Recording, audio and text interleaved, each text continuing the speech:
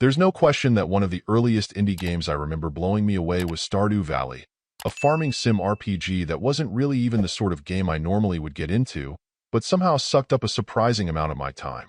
While series like Harvest Moon and some others had been around for quite a while, none had ever really demanded my attention. There was something about Stardew with its mix of things you could do, people you could interact with, and the town you could help revitalize that made the experience come together to be something special. At first blush, Moonglow Bay absolutely feels like it's headed in that same direction. Its voxel look is a bit refreshingly different. You get introduced to your character and their sad story, which motivates you to go looking for answers, and the general goal of helping to revitalize a town that has been on the brink all feel compelling.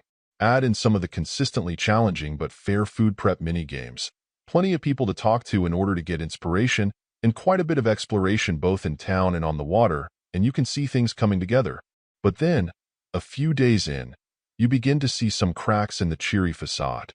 Even as central to the game as fishing is, using your rod to pull in your catches feels lacking enough depth to make it satisfying. Worse, since most of the time what you need is simply volume to keep cranking out dishes to make money, using the net is almost always far quicker and easier when it comes to efficiency. Aside from just being in the daily grind, trying to catch fish and make money, I started to feel a bit aimless, not sure what I really needed to be doing to change things.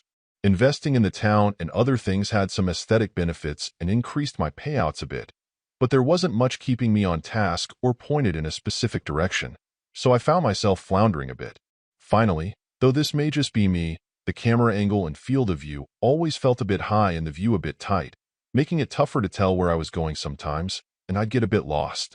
The end result is a game that both feels like a warm hug in many respects, but that's also frustrating and a bit inconsistent in others.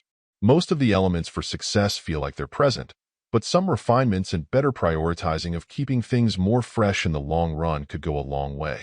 Granted, since Stardew Valley, I haven't played another sim RPG that has managed to capture that same lightning in a bottle mix of elements that made it so endearing. But despite what Moonglow Bay gets right, you can still sense it isn't at all in the same league. Overall, my final score for the game ended up being a 7.7. And if you're interested in picking it up, it's currently available on the Switch eShop for $24.99. Thank you for taking the time to listen to this review. And if you'd like more information or ideas of indie games worth checking out on Switch, be sure to click on the link provided in the description. Until next time.